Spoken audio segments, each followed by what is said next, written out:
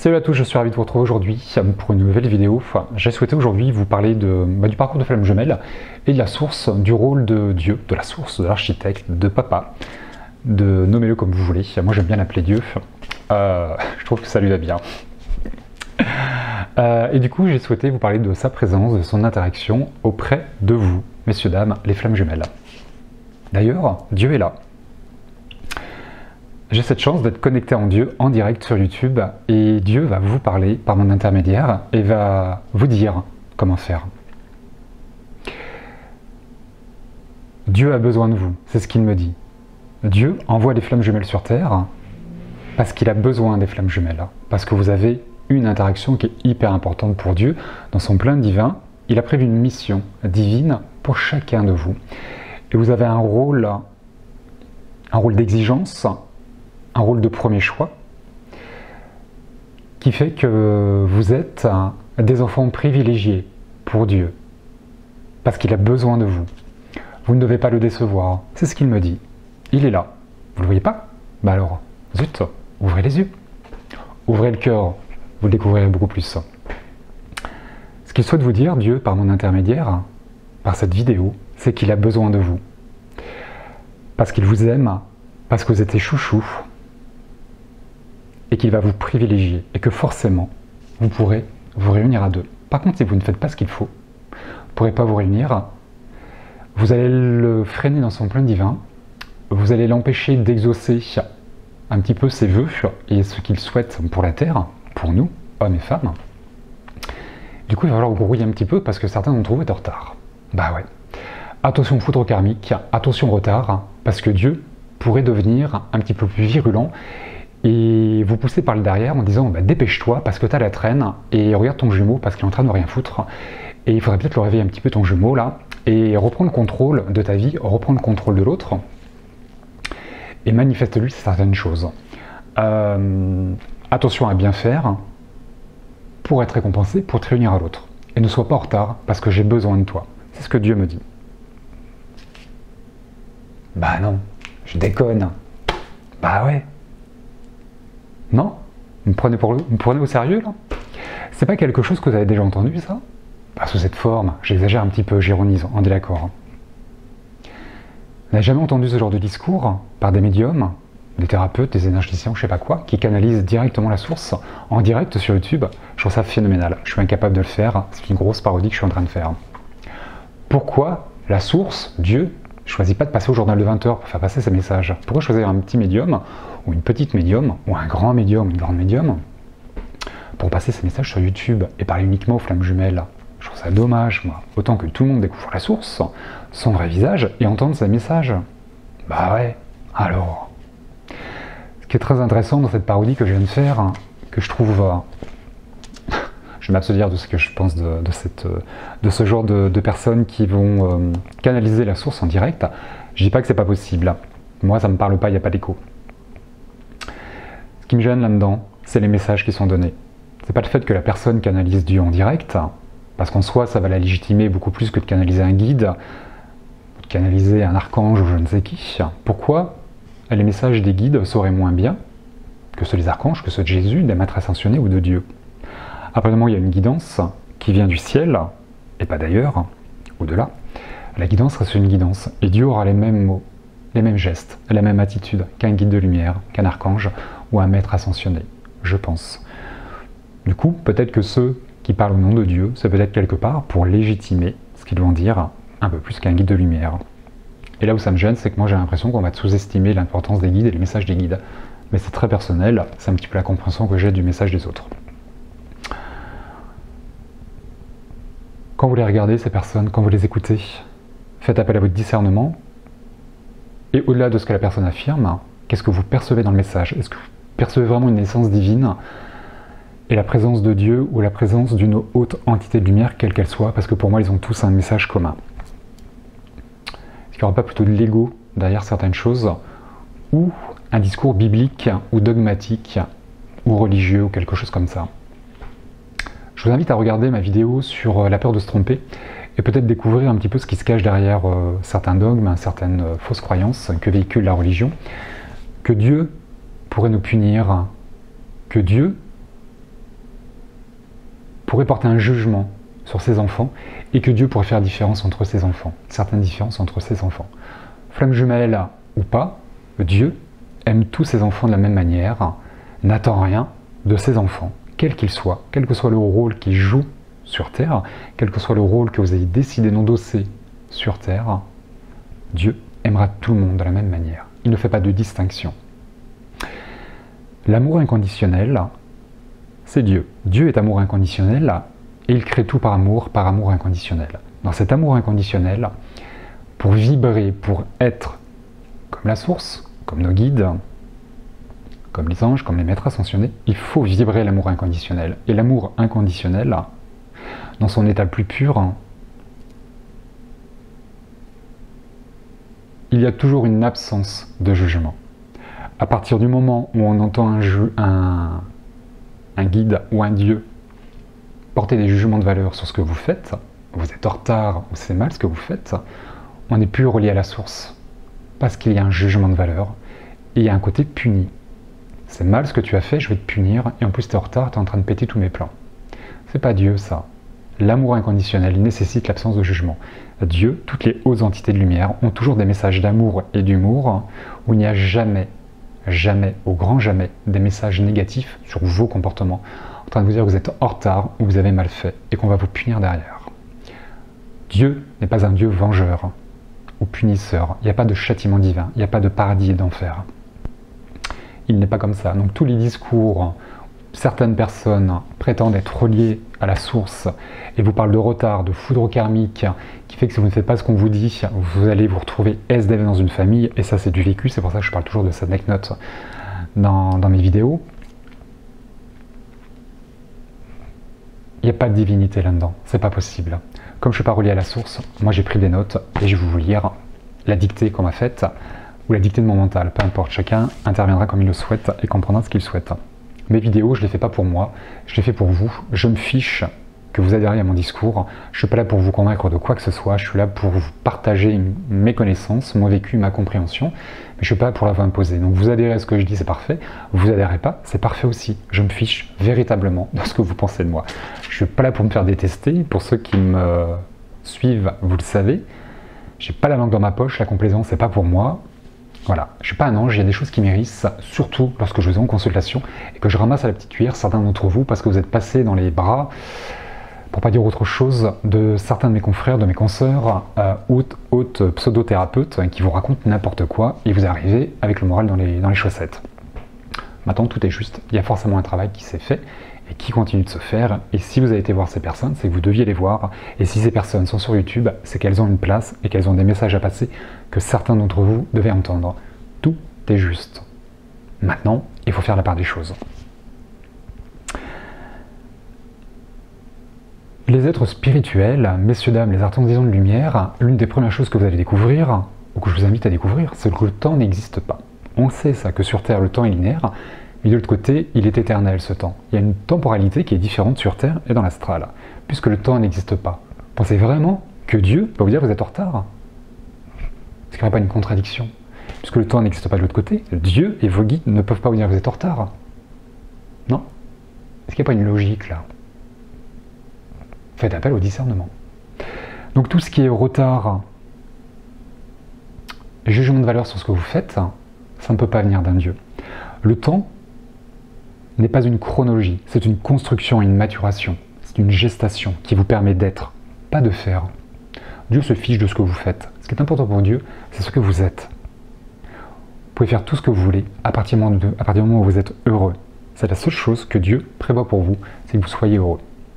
Maintenant, votre mental et votre ego vont, nous sur YouTube, on va vous diriger d'une manière, consciemment ou inconsciemment, qui fait que vous allez, pour certains, être obtus et vouloir passer par là pour être heureux. Sauf que votre passage, il n'est pas là pour être heureux, il est ici. Donc Dieu, qu'est-ce qu'il fait? Il vous ramène ici, pour vous découvrir le chemin du bonheur. Sauf que vous le voyez là, alors qu'il est ici. Donc Dieu va vous ramener ici. C'est la seule chose qu'il va faire, vous permettre d'être heureux, par la voie du bonheur, et pas par la voie des peurs ou la voie de la souffrance, ou autre.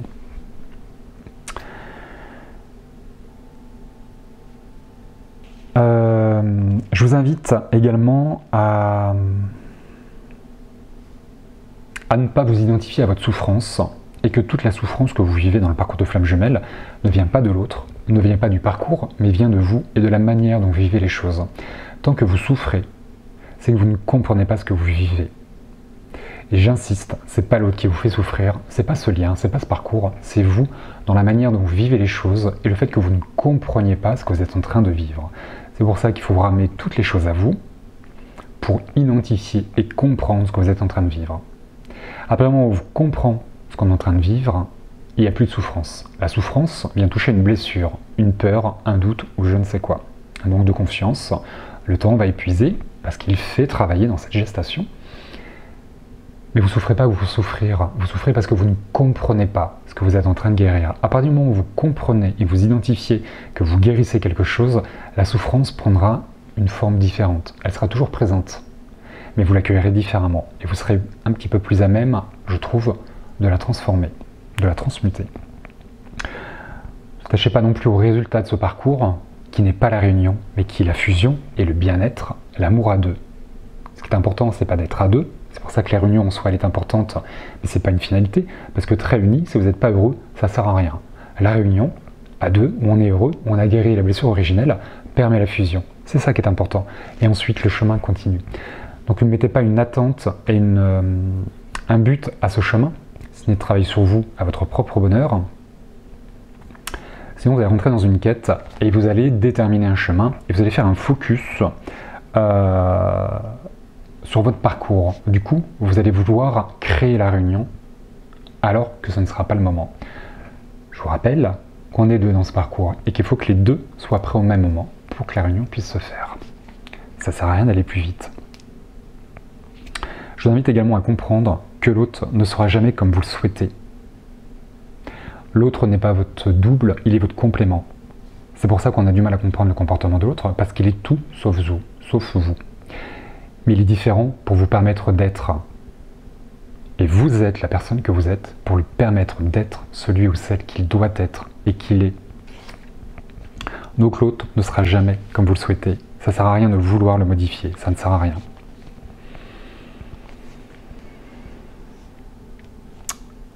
L'ego n'a pas de consistance. Il est uniquement relié à votre incarnation. Si vous vous détachez de ce que vous êtes en train de vivre d'un point de vue terrestre et que vous comprenez d'un point de vue psychologique ou émotionnel ce que vous êtes en train de vivre, vous allez vous détacher de cet ego, de votre mental, et vous allez accueillir les choses dans votre intériorité pour les digérer, les maturer et les transformer. Rappelez-vous que l'ego n'a pas de consistance. Il est juste relié à votre incarnation. De l'autre côté, il n'y a pas d'ego, il n'y a pas de mental. Ça n'a de valeur que sur Terre. Là aussi, il faut faire la part des choses entre ce qui se passe sur Terre et de l'autre côté. C'est pas la même vie.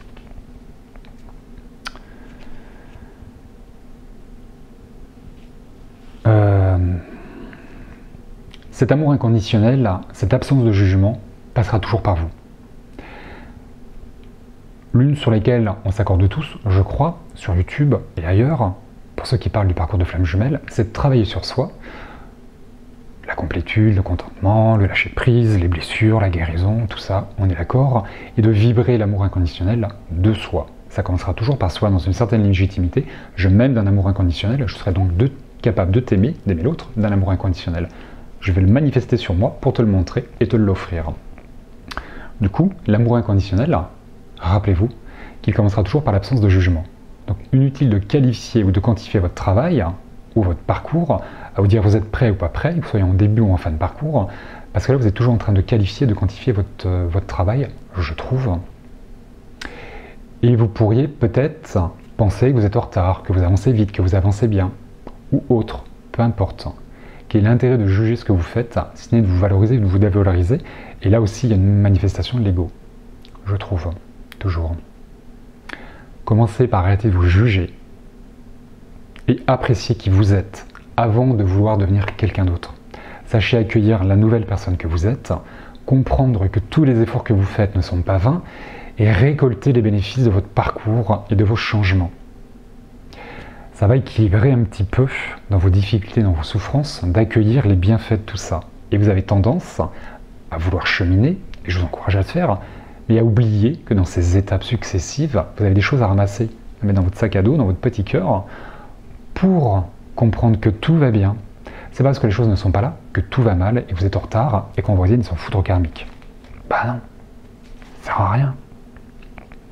Du coup, une fois que vous ferez ça sur vous, vous ferez ça sur l'autre. Vous ne demanderez pas s'il est prêt ou pas prêt l'autre. Vous ne demanderez pas ce qu'il fait, parce que ça c'est un jugement. Ça va vouloir vous rassurer. Ça part toujours d'une peur. Pour être rassuré, on va regarder ce que l'autre y fait, mais ça sert à rien. L'amour inconditionnel ne demande aucune preuve, ne nécessite aucune preuve. Il n'y a pas de preuve à avoir, il n'y a pas de raison. C'est évident. Une fois que ça s'est fait sur vous et sur l'autre, il y a un côté beaucoup plus universel. Ce fameux plan divin, on entend dire aussi parfois, dans certaines vidéos, qu'on peut casser le plan divin, qu'on peut prendre du retard, qu'on peut empêcher Dieu de faire ses réalisations, et que Dieu a besoin de nous. Ouais, super. Pensez vraiment que Dieu a besoin de nous? Pensez pas que tout seul, il va y arriver? Qui est le plus fort? L'homme ou Dieu? Comment l'homme pourrait mettre Dieu en retard? Comment l'homme pourrait casser le plan divin de Dieu? Où est la source, où est l'ego dans ces phrases? Où est votre logique? Où est votre discernement? Qui est Dieu? Mais vraiment découvrez-le, mais par vous, pas parce que nous on peut raconter, ça n'a pas de sens. Dans ce parcours de flamme jumelle, dans cet amour inconditionnel, au moment de la reconnaissance, et dans le parcours même, ce qui va unir les deux jumeaux, ce sont les différences. Vos différences deviennent des forces. C'est ce qui vous relie, c'est pour ça que vous êtes des compléments. L'autre est tout ce que vous êtes. L'autre est tout ce que vous n'êtes pas, pardon. Et vous êtes tout ce que l'autre n'est pas. Et pour ça, pour vous réunir, au milieu de tout ça, on fait preuve de tolérance, d'indulgence, d'acceptation, de lâcher prise, de patience. On lâche les croyances, on pacifie le mental et l'ego. C'est ce qui permet aux deux jumeaux de se réunir. Parce qu'ils sont différents, ils vont s'unir. Sur Terre, c'est la même chose. Ce plan divin, c'est que l'on fasse tous, je dis bien tous, preuve de tolérance, d'indulgence, qu'on fasse péter les frontières, les religions, les couleurs de peau, et qu'il n'y ait plus ce qui nous sépare, que toutes ces différences nous réunissent comme les flammes jumelles, et de créer un monde de fraternité. L'individualité va créer l'universalité, et l'universalité va permettre de maintenir et de créer l'individualité. C'est parce que nous sommes tous différents que nous allons créer un sentiment d'unité en soi, à deux et à plusieurs.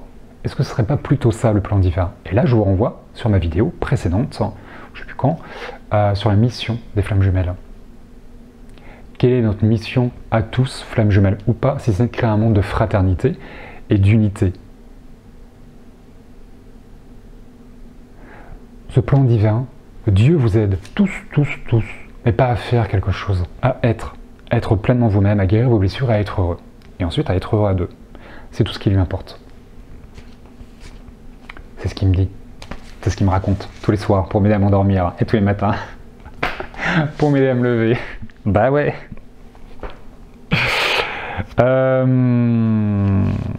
Il faut faire péter toutes ces frontières, tout ce qui nous divise, toutes ces guerres, qu'elles soient économiques, politiques, de religion, de race, ces différences sociales. Il faut créer un équilibre, une harmonie.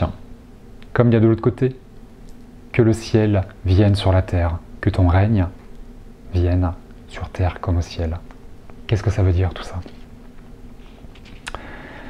Il est intéressant également qu'on retrouve notre humanité. Et je pense que ce que l'on vit aujourd'hui, avec ce confinement, c'est de revenir à quelque chose de précieux pour soi, de retrouver cette humanité que nous sommes en train de perdre depuis des dizaines d'années, et arrêter d'être conditionné par les peurs et d'être dans une société de consommation et de surconsommation. Pour ceux qui fantasment toujours la 5e dimension, je vous rappelle qu'avant il y a la 4e dimension, qui est une dimension mentale et qui vous demande de maîtriser votre mental, vos pensées, pour ensuite accéder à la 5e dimension, qui elle est une dimension émotionnelle, qui va vous demander de maîtriser, de gérer vos émotions. Pour moi, c'est ça la 4e et la 5e dimension d'une manière assez schématique. Je vous invite également à être présent à ce que vous vivez et à écouter vos émotions et vos sentiments, vos états d'âme. Parce que là, il y a un vrai travail qui se fait et il y a de vrais messages qui sont divins. parce qu'il passe par vos émotions et pas par ce filtre que l'on a tous. Je vous rassure, dans le discours, on a tous tort et tous raison. Parce que tout ce qu'on reçoit, nous les médiums ou autres personnes, passe par un filtre qui s'appelle notre personnalité, notre ego et notre mental, qui fait que tout ce qu'on reçoit est filtré, est coloré, est teinté par notre personnalité. Parce que l'on pense de soi et des autres, parce que l'on vit. Donc on a tous tort et tous raison. Ça là-dedans, je pense que ça va mettre tout le monde d'accord. Mais c'est aussi personnel. Par rapport à Dieu, à cette énergie, à cette source, je vous invite à comprendre que Dieu est un créateur et pas un destructeur. Dieu ne punit pas, Dieu ne juge pas. Dieu est amour, il est tout simplement. Il est. Il est création. Et tout ce qu'il fait, ce sont des créations par amour et rien d'autre. Du coup, il ne peut pas y avoir de jugement et de châtiment divin. Il ne peut pas y avoir de jugement de sa part, c'est mal, tu es en retard, et tu m'empêches de réaliser mon plan divin. Il n'y a pas de création là-dedans, et il n'y a pas d'amour.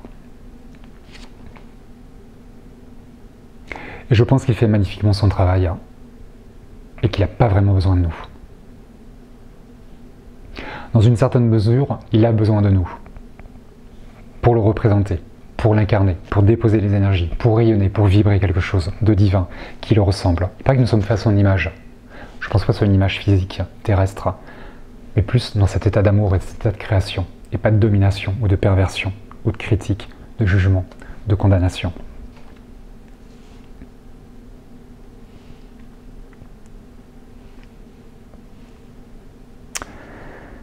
Dieu est omniscient et omnipotent. Là aussi, il va falloir le découvrir et comprendre ce que ça veut dire. Que Dieu prévoit tout. Bah ouais, même votre retard, il l'a prévu. Bah bien sûr, parce qu'il est omniscient et omnipotent. Pour ceux qui sont en retard, dans la mesure où vous seriez en retard, Dieu l'a prévu. Dieu a même prévu votre retard. Et comme il est super fort, Dieu, il a anticipé votre retard. Et ce qui est super chouette, c'est que votre retard, messieurs, dames, bah, il fait partie de votre parcours, parce que ça vous enseigne quelque chose et ça vous apprend quelque chose. Donc même pour ceux qui penseraient que vous êtes en retard, comprenez juste que ce retard fait partie de votre parcours et qu'il vous enseigne quelque chose. Et que Dieu a anticipé et prévu votre retard. Il savait avant même que vous partiez que vous serez en retard. Du coup, il a anticipé. Il a remis les pendules à l'heure. C'est ça le timing divin. C'est quand on est prêt, pas quand on est arrivé à un certain endroit. Ce retard, il fait partie de votre construction personnelle et également de la construction du couple. Parce que si vous êtes en retard, c'est probablement parce que l'autre est en retard. Du coup, vous êtes synchro. Est-ce que ce serait pas merveilleux ça d'être synchro? Parce que si vous êtes en avance, à quoi ça va servir? Vous allez arriver au bout du lac, puis vous allez attendre que l'autre fasse aussi ça arrive. À quoi ça rime? Autant arriver en même temps. C'est plus sympa.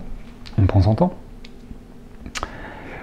Dans tout ça, je vous invite à clarifier vos pensées, à découvrir ce qui est logique par vous-même, par votre discernement, par vos croyances, qui doivent être évolutives, que rien n'est figé dans la vie. Même nos vérités ne doivent pas être figées, car elles sont évolutives.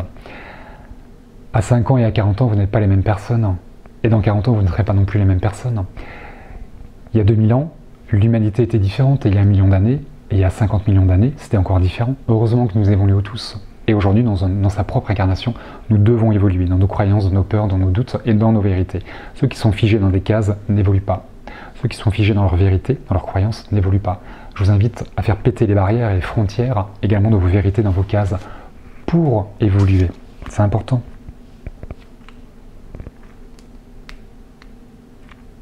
Pour ceux qui ne l'auraient jamais vu, je vous invite à regarder le film Conversation avec Dieu. Il y a quelque chose d'extrêmement important dans ce film, c'est lorsque Dieu s'adresse, je ne me rappelle plus comment il s'appelle, l'acteur, le personnage, pardon, à un moment Dieu lui dit, c'est bon, t'as fini, t'as compris là? On peut y aller, on peut y arriver? On peut y aller à ton bonheur? On peut réaliser ton bonheur? Parce que Dieu, ce qu'il cherche, c'est juste votre bonheur. Dieu n'a pas de volonté personnelle. Il est là pour nous. Il nous offre tout ce dont on a besoin. Encore faut-il le laisser faire. Ils ne peuvent pas tous de l'autre côté aller à l'encontre de notre libre arbitre. Si vous décidez de partir là-bas alors que votre chemin du bonheur est ici, ils ne peuvent pas vous contraindre à y aller. Ils vont vous envoyer des signes pour y aller. Ils vont attendre que vous lâchiez prise, que vous compreniez quelque chose pour que tout seul vous redirigiez. Ils n'ont pas de volonté personnelle, ni vos guides, ni les maîtres ascensionnés, ni les archanges, ni qui vous voulez. Toutes les hautes entités de lumière ne sont pas là pour elles sont là pour nous, et pour nous tous. l'individualité et l'universalité. Dieu ne peut pas favoriser quelqu'un au détriment de tous. Si Dieu favorise quelqu'un, c'est que ça favorise tout le monde.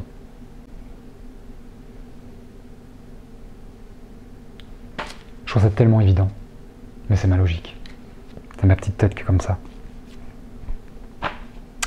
Dieu souhaite la même chose que vous soyez heureux. Et s'il n'était pas là le plan divin, que vous soyez heureux, pour que votre autre soit également heureux, au moment où vous êtes prêts tous les deux, et qu'ensuite, tout le monde sur Terre, les frères et les sœurs que nous sommes tous heureux, mais tous ensemble. C'est pas juste une moitié de la population qui est heureuse et l'autre qui est malheureuse, parce que je trouve que c'est un petit peu ce qui se passe sur Terre. Elle est là, l'universalité. Et que dans votre couple, dans cette réunion, si on en écoute certains qui veulent absolument être avec l'autre pour être heureux, ce que vous n'avez pas compris, c'est que l'autre, s'il n'est pas avec vous, c'est pas qu'il veut pas, c'est qu'il n'est pas prêt. Donc si on vous remet à deux, pour votre bonheur, on va rendre l'autre malheureux parce qu'il n'est pas prêt. Parce que vous allez toucher une de ses blessures ou une de ses peurs. Et l'autre, il n'est pas prêt. C'est pour ça qu'il ne veut pas s'engager avec vous et qu'il prend son temps.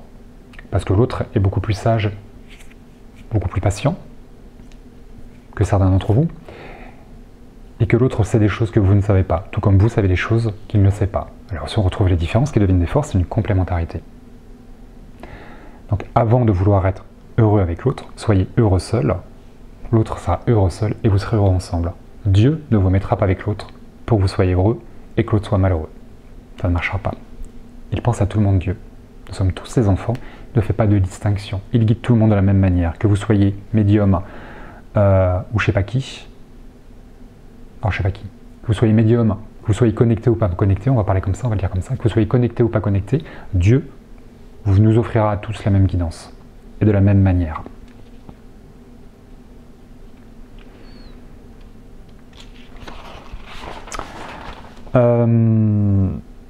Pour tous ceux qui pensent encore que la réunion n'est pas possible, je pense que la vidéo sur la réunion, je vais vous la faire. Je dis pas quand, mais ça me trotte dans la tête et dans le cœur pour vous la faire. Et je crois que je suis prêt à la faire en fait. J'ai envie de vous en parler, donc je pense qu'elle va arriver d'ici peu de temps. D'ici quelques semaines, on va dire. Et par rapport à cette réunion, j'aimerais que vous compreniez également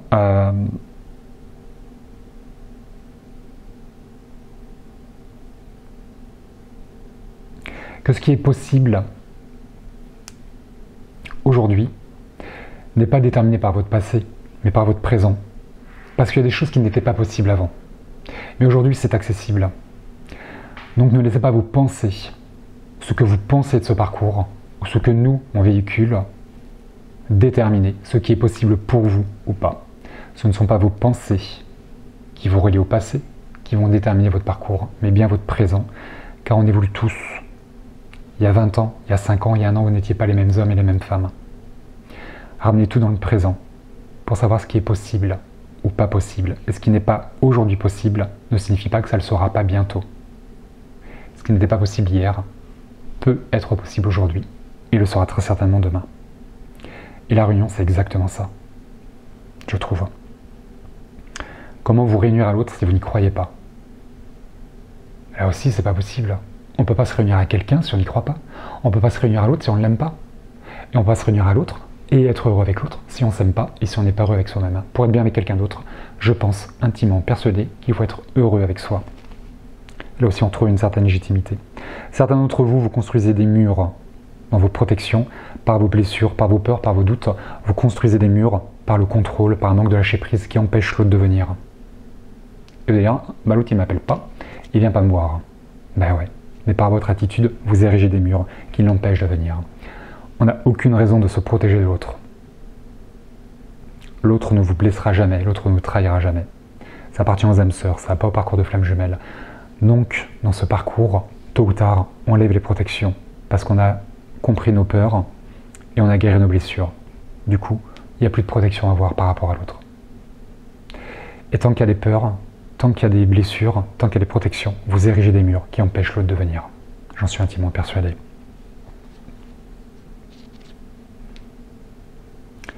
On a toujours tendance à vouloir plaire à l'autre, à montrer le meilleur côté de soi. Mais dans ces moments-là, on n'est pas authentique. On se voit la face, on porte tous des masques et on fuit certaines choses. J'en suis persuadé. On manque tous d'authenticité.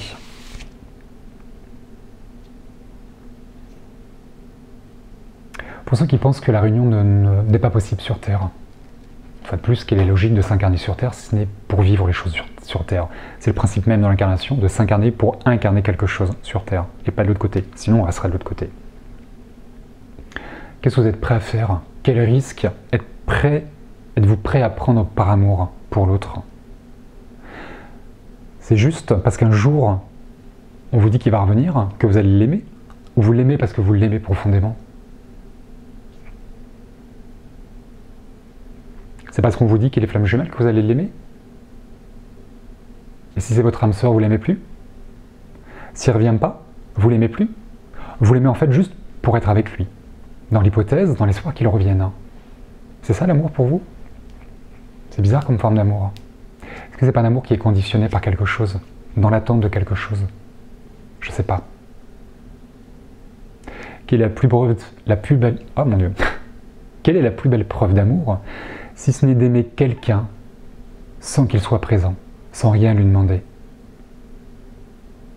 Est-ce qu'on ne trouverait pas l'essence de l'amour inconditionnel dans cette manifestation de l'amour?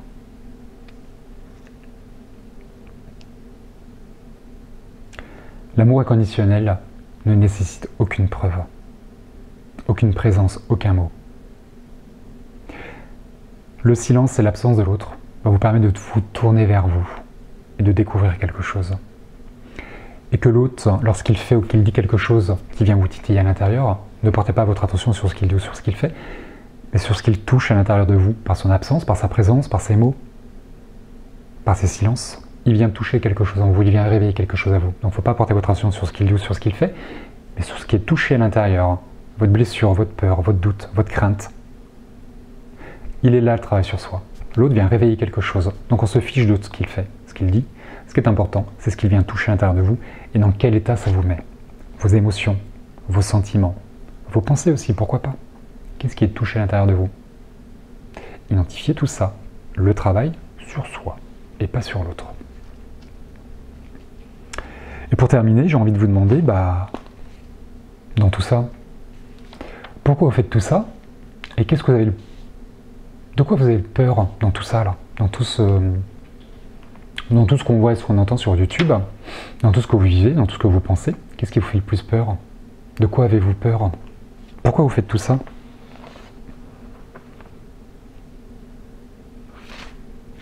C'est important. Pourquoi vous cheminez? Pourquoi vous l'aimez? Pourquoi tout ça? Pourquoi vous regardez mes vidéos? Et de quoi avez-vous peur là-dedans? Qu'est-ce que vous êtes prêt à vivre? Qu'est-ce que vous êtes prêt à être? Que vous êtes prêt à partager, à offrir? À montrer? De quoi avez-vous peur? Quelle est cette grande peur originelle? Quelle est votre grande blessure originelle, qui n'est pas le rejet ni l'abandon? Je vous rappelle que votre blessure originelle n'est ni le rejet ni l'abandon, ni la trahison, ni l'injustice, ni l'humiliation. Ce n'est pas l'une des 5 blessures de l'âme. Elle se cache derrière cette blessure. Une fois que vous avez identifié une des blessures de l'âme, dépassez-la, une peur en cache une autre, et découvrez votre blessure originelle. Pourquoi vous faites tout ça? Quelle est cette grande peur? Quelle est votre blessure originelle? Et est-ce que vous avez peur de l'amour? Pourquoi? Et en quoi? Et comment vous avez peur de l'amour? Bah ouais, parce qu'on parle quand même bien d'une histoire d'amour. Qu'est-ce qui vous fait peur là-dedans? Votre peur provient de votre blessure. On vous a fait mal, vous n'avez qu'une chose. C'est que vous n'avez qu'une... Je vais y arriver. Quand on nous fait mal, il se passe qu'une chose. C'est qu'on a peur que ça recommence. La blessure crée la peur. Une fois que vous avez trouvé la peur, elle va vous ramener à la blessure. La peur originelle vous ramène à la blessure originelle. Et les deux se travaillent en même temps. Les deux se cousent, les deux se cicatrisent. C'est pour ça qu'on va coudre. C'est pour cicatriser. C'est pour ça que les deux flammes jumelles se réunissent. On les coud pour les cicatriser, la blessure originelle. Et puisque c'est une histoire d'amour et rien d'autre, vous avez forcément peur de l'amour. En quoi l'amour vous blesse? Je vous invite à accueillir ces questions, accueillir vos réponses, et on en reparlera un petit peu plus tard. Des flammes jumelles et de la peur de l'amour. Voilà, je vous invite à découvrir la source, à découvrir Dieu, à découvrir vos guides, Jésus, Marie, les archanges, les élémentaux, la nature, la terre, Gaïa. Comment l'homme pourrait détruire la terre? On la maltraite, ça c'est sûr, mais on ne nous laisse pas faire. On n'a pas ce pouvoir, on n'a pas cette puissance. Mais l'ego va penser qu'il peut faire plein de choses. Mais il les anticipe. Rappelez-vous qu'il les anticipe. Voilà, je vous invite à prendre le temps à accueillir mes mots, mon parcours, ma vérité, ma singularité, mes moments de folie, mes coups de gueule, mais au moment où j'aime bien mettre les points sur les i, parce que c'est comme moi, enfin c'est pas comme moi, c'est moi, pardon, c'est ma... où je bug, au moment où je me perds aussi. Parce que voilà, je suis là, pas pour moi, mais pour vous, pour faire passer les messages. Ça plaît, c'est génial, ça plaît pas, je m'en fiche aussi. Je suis pas là pour vous convaincre de quoi que ce soit, c'est tout sauf moi. Vous l'aurez compris, les jugements de valeur, j'essaye d'en écarter un maximum. La parodie que j'ai fait au début, c'était juste pour m'amuser et pour dire tout ce que certains pensent tout bas, et surtout moi ce que je pense. Mais je critique pas ces personnes, tout est juste, elles ont un rôle. Maintenant, j'adhère pas à ce rôle, surtout quand je vous ramasse vous la petite cuillère et quand j'entends des idioties pareilles, parce que pour moi, ce ne sont que des idioties qui viennent m'irriter à l'intérieur. Parce que mon ego est touché, ma personnalité est touchée, et que ça m'irrite, parce que je suis pas un ange, donc du coup, je mets les pieds dans le plat. Voilà. Et pour ceux qui ne s'appelleraient pas, je m'en fous. Je suis pas là pour me faire des copains, et ça je le dis souvent. Voilà, je vous embrasse bien fort, je vous dis à très bientôt pour une prochaine vidéo. J'espère que vous aurez trouvé ça utile, et d'ici là, prenez soin de vous. Parce que je m'en fous. Parce que je m'en fous. Ce soir tout le monde broie du noir. Pourquoi j'ai pas la même envie moi? Je vois le blues dans le regard. Plein de choses se trimballent et je vois que ça va mal. Je crois que je suis heureux parce que je m'en fous. Finalement je suis heureux parce que je m'écoute, c'est tout. Je crois que je suis heureux parce que je m'en fous. Finalement je suis heureux parce que je m'écoute, c'est tout. C'est bien, continuer à parler pour rien. C'est rien, après tout ça ira mieux demain. C'est bien, continuer à parler pour rien. Finalement je suis heureux parce que je m'écoute, c'est tout. Parce que je m'en